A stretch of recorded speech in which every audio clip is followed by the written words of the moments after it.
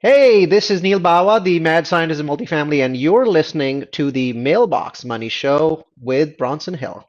All right, so I am so excited about this interview. This is Paul Moore, a good friend of mine, great guy, an author, does all kinds of stuff on BiggerPockets, and you're gonna love what he has to share. He's got a couple amazing books out, one on multifamily, one of the first books I ever read, if not the first book I read on multifamily, called The Perfect Investment. Then he moved from that to go from the perfect investment to the more perfect investment, which he considers to be self-storage. What you're gonna love about this interview is just the way that he breaks things down very simply. He talks about vetting deals, and they vetted something like 247 different operators over the last 6 months, how they did that, what they're looking for, and how you can take advantage of his learning and just how he structured things. I think it's really super interesting as a passive investor. I talked about RV parks and mobile home parks and self-storage. So super great. So let's jump in. Welcome to the Mailbox Money Show. This is Bronson Hill. I'm here with Paul Moore, who is a good friend, great friend of mine, who basically works and does all kinds of stuff within. He started in multifamily. He is now doing self-storage. Wrote a book called The Perfect Investment. It was actually one of the first books I read, if not the first book I read on multifamily investing a number of years ago. He's written another book called Storing Up Profits. It's about self-storage. So he went from the perfect investment to another investment that's better than perfect. He's a part Yeah, of Wellings Capital Group. That's right. And like I mentioned, BiggerPockets. So we're going to talk about how to vet operators and deals in today's market. Paul, it's always great talking with you. How you doing today? man, it's great to be here. I'm doing great. Thank you. Awesome, man. Well, I know I see you everywhere. You're doing all kinds of stuff. I admire how much content you put out there, how, just how well spoken you are. It's always great to hear you share. So, why don't you give people that don't know you just a bit of your background and who you are and what your involvement in real estate is? Yeah, so I sold my company in 97 to a public firm, moved to Virginia, started a nonprofit organization, got bored pretty quick, started flipping houses, then flipping lots at a resort. I built 7 or 8 houses, which was a huge mistake for a guy who doesn't know how to tighten my own doorknob. I'm just saying. Just saying. And then got into commercial real estate after about 10 or 11 years of that. And like you said, I got into multifamily syndication and thought I had the perfect investment. But you know what, Bronson? I realized that the perfect investment's not perfect if you have to overpay, if you have to over leverage, if you have to use risky debt, and if you have to assume continually rising rents and decreasing expenses. And I'm not saying everybody did that. I mean, you and I both know wonderful multifamily syndicators who didn't, but I was becoming increasingly tempted. And Yeah. I thought, I just don't really see that this is the best path for me. And in fact, I also thought, as an investor, I need diversification. And so I was tempted again to get involved in self-storage and then mobile home parks. And I thought, there's no way. I mean, I read The One Thing by Gary Keller and Jay Papasan. You did too. And you can't be great, I mean truly great, at a bunch of different things, especially at my age. So we decided to build a fund, and we're on fund number 6 now, and our goal is to be diversified across different asset types, geographies, strategies, places in the capital stack, and of course the best operators we can find in each asset type. So yeah, let's talk about that for a minute because I know when you write a book called The Perfect Investment, and it really is an excellent book. If people have not read it, it's a great book about multifamily. It's interesting when you only have one asset. There's a saying I used to do medical device sales, and they say, if you're a surgeon, or if let's say whatever you do, that's what you always see. So, for example, if you only have a hammer, then everything looks like a nail, right? So if Right. you only have one asset that you work with, everything, oh, it's got to be this, it's got to be this. And multifamily's gone from being a very in favor asset, very in vogue, very to being a very out of favor. And very quickly, within about a year and a half, it's kind of like multifamily investors are struggling. And we've got a couple of deals that are struggling.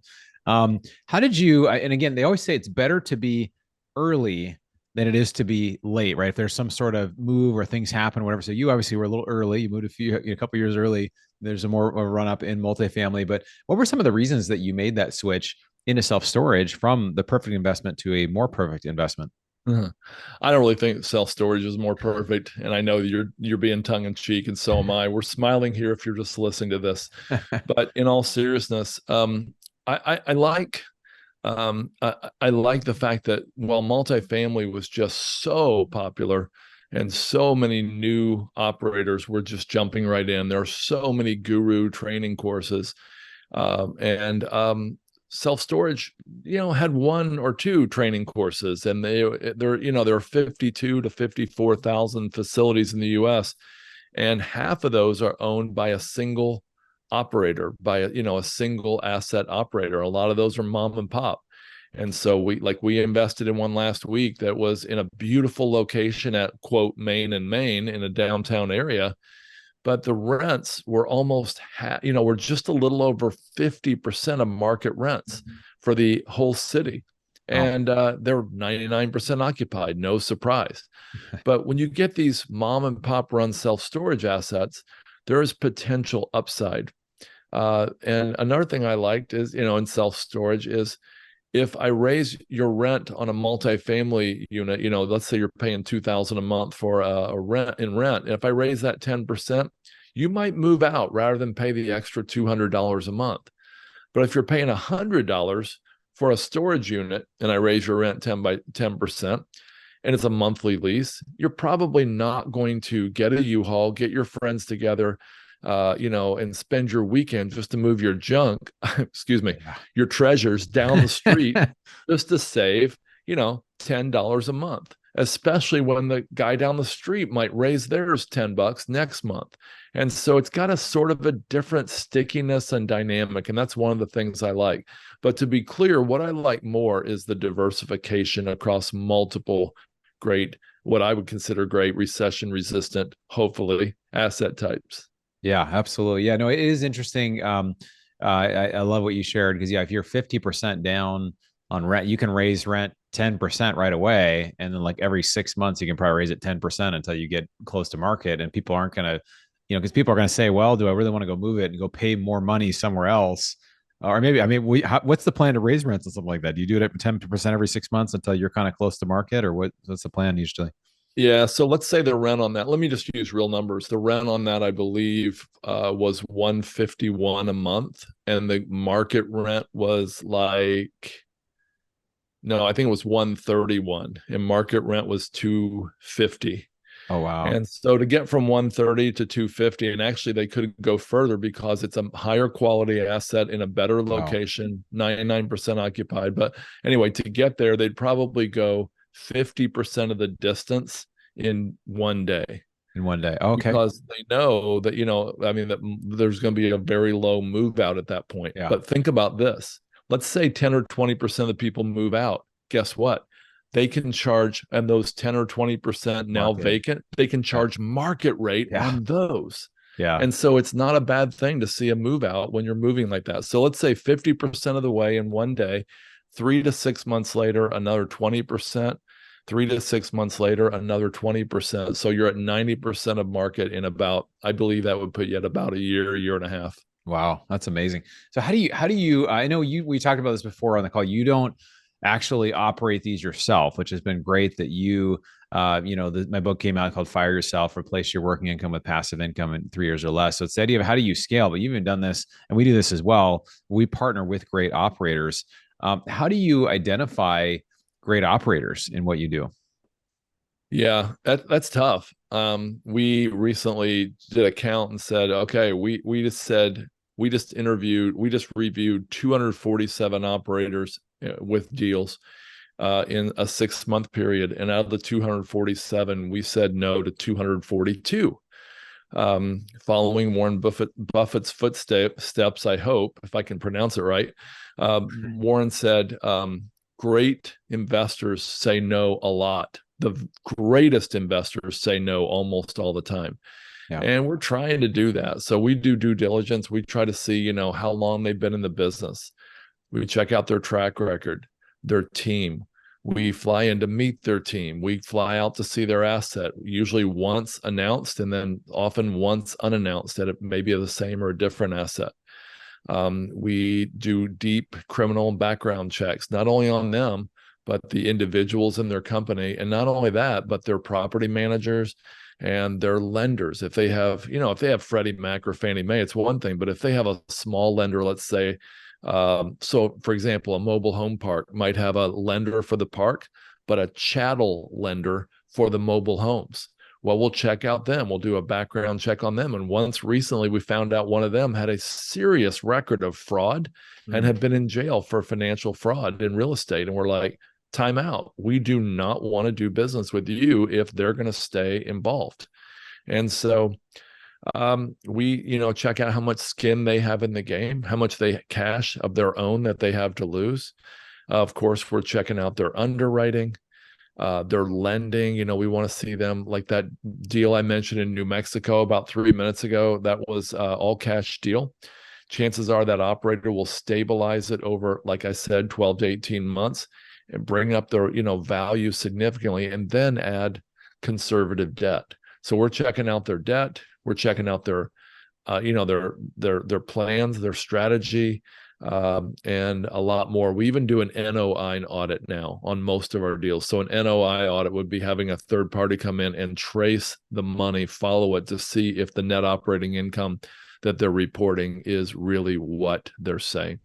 Yeah, that's great, man. That's now, I'm just curious, when you, obviously for an individual, this would be hard to do, but for those that listening, maybe they're trying to do a fund to do something similar. How do you find 247 groups to audit or to do this over 6 months? Are you just, every one you can basically hear about, you're just kind of doing an initial, and then you kind of take it a step further and then see if you're going to fly out and do the diligence and stuff?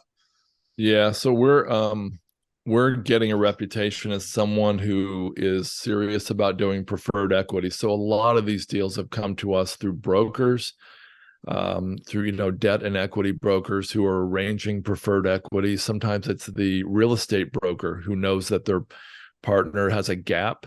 There might be 50% leverage instead of 70, and instead of 30% equity, they're only getting 25. And so now there's this, whatever that would leave, a 25% gap in the middle of the capital stack. And so, we're getting a reputation as somebody who can close those deals even behind Fannie Mae and Freddie Mac, which is really hard to do. And so that's one of the ways we're doing this. We just spread the net as far as we can. I meet people at BiggerPockets. I meet people online. I have people, contact me. Like I had probably 2 or 3 people call me or email last week saying that they had deals. They wanted to know if we'd be interested. So there's just a whole wide array of how we do it. Yeah. Let's talk a little bit about, just kind of what's happening right now in the market. We're recording this kind of mid-November. This should come out within the next few weeks here. Obviously multifamily has changed a lot because of interest rates coming up. Has self-storage been impacted similarly as far as valuations coming down because of the debt situation, or how would it be similar and different to how multifamily has been affected? Or do you guys do a lot of fixed debt in general? Or I'd just love to know a little more about the debt you're seeing. Yeah, I mean, about probably 35 or 40% of the deals in our current fund are all cash. And then the net 50, I believe 50+% are fixed debt. A lot of those for long-term fixed rate debt. Some of that's been assumed at I can think of one that was like 3.7%. Other is, new debt, but it might be, hopefully 40, 50, 60% LTV. And then a very small percentage from one operator in our current fund is floating rate debt, mostly with rate caps. So it was already, acquired at a high rate in the first place. So the underwriting already assumed about the current interest rate. As far as how cap rates expanding have affected the values, yeah, I mean, self-storage, mobile home parks, RV parks, apartments, they have a similar, they all have the same formula, and your listeners know the formula because they've been listening to you. But of course, just as a reminder, it's value equals net operating income divided by cap rate. And so if the cap rate goes from, and if I do math live, it's going to be trouble, my friend, but here we go. Let me try. If the cap rate goes from 4 to 6%, I mean, your denominator just went up by 50%, which, again, that could lower the value of the asset by 50%. And so what are you going to do about that? And again, I might have had the math wrong there, but you get the point. If a tiny move in cap rate can create a significant increase or decrease in asset value, especially when the cap rates are really, really low at acquisition. So how do you offset that? Well, one way is long-term hold. I mean, if I've got an asset that I acquired in 2020 with 12-year debt on it, at 3.7%, well, I'm not as concerned about that short-term movement in value. In fact, I might not be concerned at all. Number two, you look for mom and pop owned assets like the one I mentioned in New Mexico, and a dozen more we could talk about, where the net operating income improvement is able to keep up with or even sometimes outrun the cap rate expansion. And so if I bought an asset in Phoenix and the cap rate was 4%, let's say the income, let's do the math. 100,000 in income, net operating income divided by a 4% cap rate. The value on that is 2.5 million, if I did the math right in my head. So it's 100,000 divided by 4. But if that's now 100,000 divided by 5, it's not 2.5 million now, it's 2 million. And you can check and see if I did the math right on that, Bronson. I don't know, but it's the same ratio, at least. Just by 1 point movement, you lost 20% of the value. Well, if you can increase the net operating income by that same ratio, let's say 20%, then you could easily keep the same value of the asset. And in fact, we have a lot of assets that we've seen, that we've reviewed, and some we've invested in, where the net operating income is able to outrun the cap rate expansion, at least so far. There's no guarantee that would continue. But, as a public firm, we're not publicly traded, but we are public. We have to get valuations of our assets. And so far, we've been pretty happy with the valuations we've seen. Yeah, it's been interesting. I think a lot of multifamily investors, we have a deal, for example, we bought for 60 million in Jacksonville, and we increased rents by 25%, but because of, it was 80% occupied and not 90, you have to get bridge debt, which dramatically decreases the amount somebody's able to pay. And so we're looking at valuations of like 40 million or less on a 60 million. And we look at it, we're like, man, we don't feel like we renovated, 210 of the units of the, it was almost a 400 unit deal. And so we're seeing things like that, but it's really, I think to me, really just, driven home the idea of long-term fixed debt or assumptions or things that, and those are very unique situations now, right? If you can find a, 3 or 4% fixed kind of long-term 7-8 years left, there are those out there. That was actually be a strategy now to sell your debt, your long-term deals that you had with fixed rate and sell it at a premium because you're able to do it. Right. What are some things you think investors should be watching out for, either to be aware of and like concerned about, or that are opportunities that you're seeing? Yeah, so some opportunities. One thing we really like is RV parks. We've wanted to invest in RV parks systematically for years, and we didn't have an operator that knew how to do that. Well, we finally found one. So we've been really excited to be investing in that. There's a ton of data around the RV park, sort of increase. I want to say explosion, but my wonderful compliance director is going to be listening to this, and she might not like the word explosion. But seriously, there's been a large expansion in RV sales. 5 times as many people went out in an RV for the first time in 2020 as any previous year, including 2019, because you couldn't do anything else, right? You pretty much had to stay home, or you had an RV. Yeah, right. So since we're not in COVID anymore, you might ask, well, wait a minute, has RV usage plummeted? New RV sales are down from 2021 and 22 to now because of interest rates, and there's no COVID and the economy is slowing. But all those RVs that were sold, number one, are out there. Yeah. Number two, we've got a first in world history, Bronson. We've got 2 firsts in world history. One is the remote work revolution allows people to travel and work. And so these RV parks that we're investing in have really good internet and cell service and allow people to travel there to work.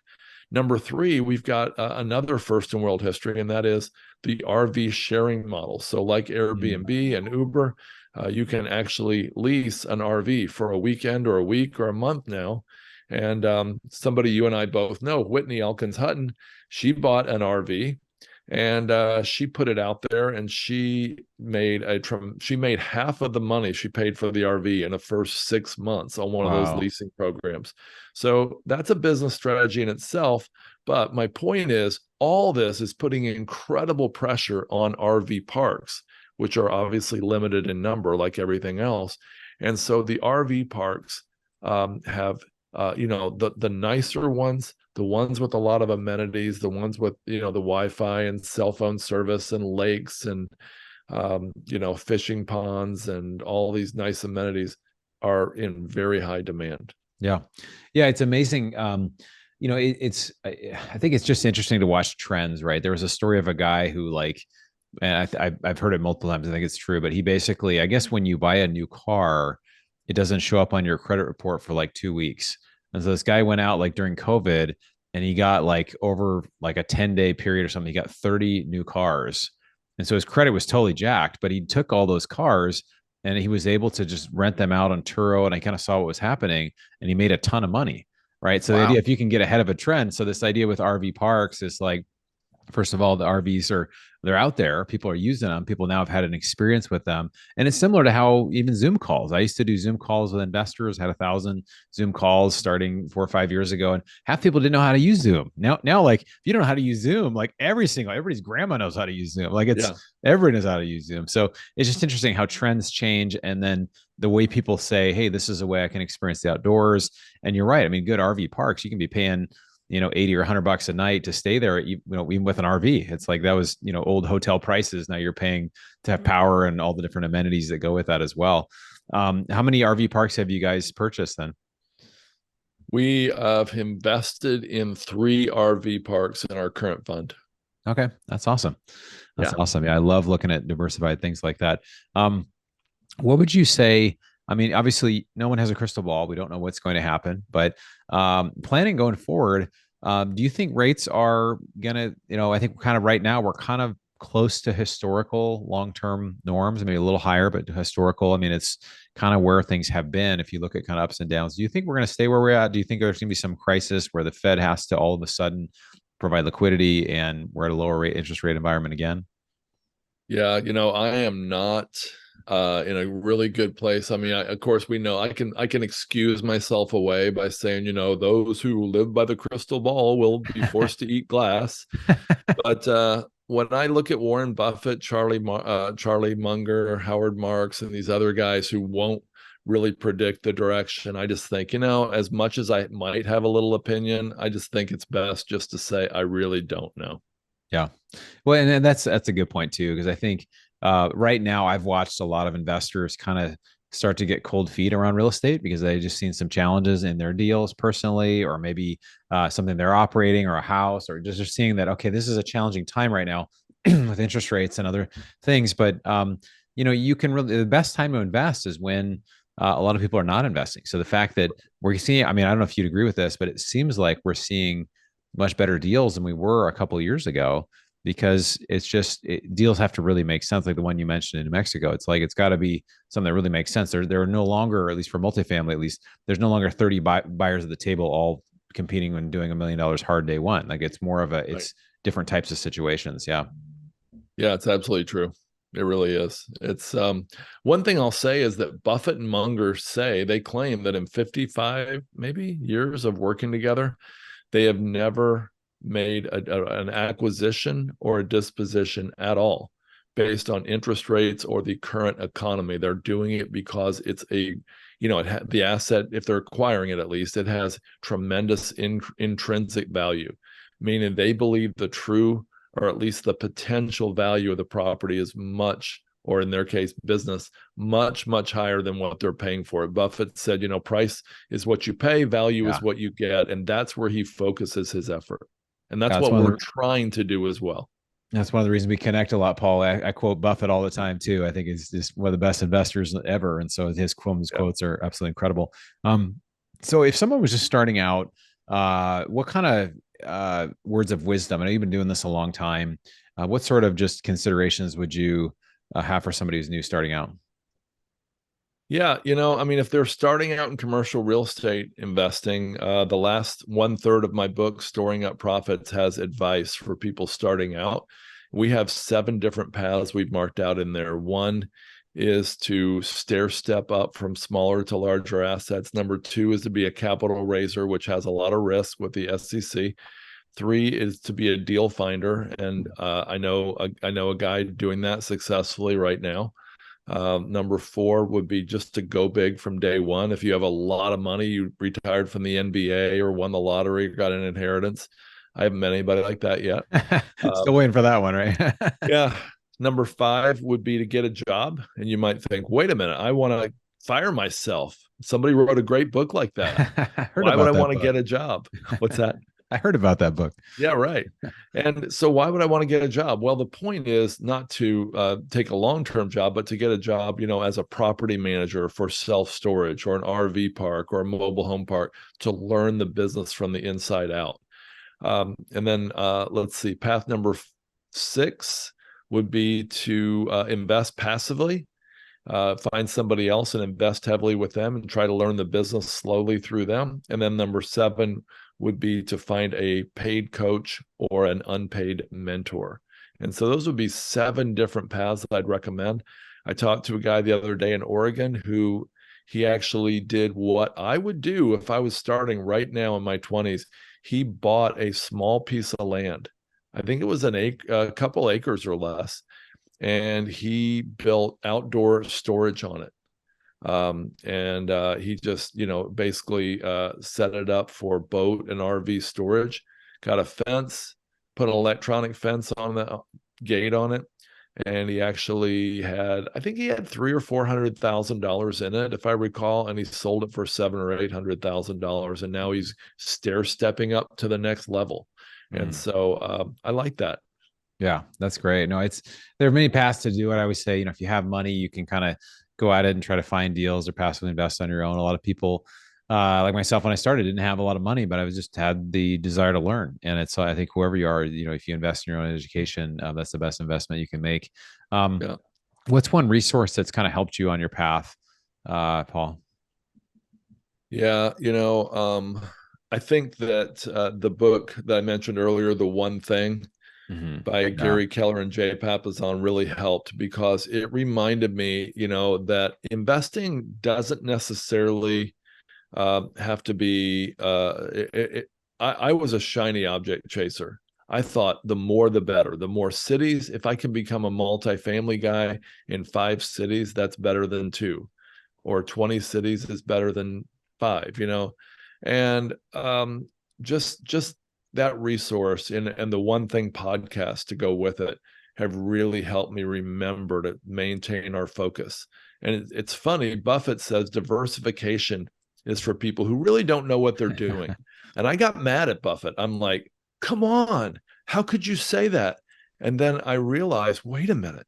He meant if one person diversifies. In other words, if one person tries, let's say Dairy Queen, which he owns, tried to go back and buy the paper company that made the cardboard and the paper bags for Dairy Queen, and furthermore got back and bought the land where the timber was that they cut down the trees, that would be dumb. But for Buffett, diversification means having best-in-class operators at the helm of 108 different companies that he invests in. That's smart diversification. And I think The One Thing would agree with that as well. I hope. Yeah, it's interesting, diversification. He says, yeah, it's helpful when you don't know what you're doing, but it cuts you both ways. So if you have a loss, it will limit your losses if you're diversified, but it'll also limit your gains. So he does at one point say you only need 3 to 6 wonderful companies to get really wildly wealthy, which is kind of wild if you think about it. Or he says put all your eggs in one basket and watch that basket very carefully. So I know people that are invested in 50 to 70 different passive deals. And I'm just thinking like, that is a full-time job. You're just like that's so much diversification. But again, there gets to be a change where instead of putting 50 or 100K per deal, you start putting, 2, 3, 500K in per deal. It just feels a little different. And it's kind of a mindset thing, I think, even for passive investors, rather than, because whatever your minimum is, Paul, like a lot of 80% of the people put the minimum in, right? So if your minimum is 100K, like most people put 100K in. But I think it's just having a real sense of, what you want. Paul, I just want to say I just so appreciate you, all our interactions, man. I always learn something. You're always adding value to others. I know you're also really passionate about human trafficking. It's one of my one thing is to try to end modern day human slavery in the world. So I'm working at that, and even in a small way, trying to do that. But I just want to appreciate you for all the value you bring me. Imagine, I want people to check out your books. They're incredible. But how can people get in touch with you and follow what you're doing?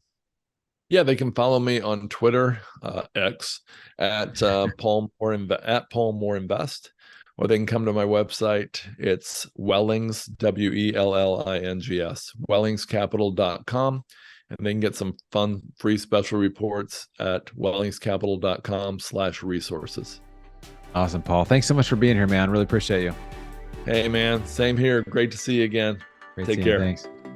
All right, so I love that interview with Paul Moore. Great guy, super down to earth, just really trying to see how he can help people really move the needle forward in their own life. And that's, I think, what this show is about really too, right? The Mailbox Money Show is just how can you start developing passive income for yourself? What are the things you can do? What are the tools that you need to be able to get there? A lot of times it just starts with learning. If you can just start learning, the best investment you make is in your own education.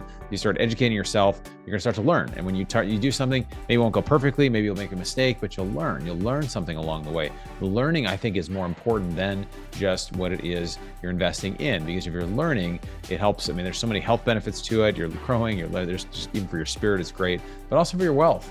And a lot of times when we do have a loss or we do lose money, it does actually, it can teach you something. If you don't learn, it doesn't teach you anything, obviously, but if you learn something, then nothing is wasted. And so I look at great investors, they've always made mistakes. I've always learned. And by learning, that's how we get better and better and better. And so when I talk to really experienced investors, they've made plenty. They say, here, let me tell you all the mistakes they've made. They're super open about it, but it's just a great way to be able to help others to grow. So check out Paul's stuff online, Wellings Capital. And, again, check out my new book. If you hadn't, it's called Fire Yourself, Replace Your Working Income with Passive Income in 3 years or less. It should be in the show notes as well as the description below here if you're watching the video.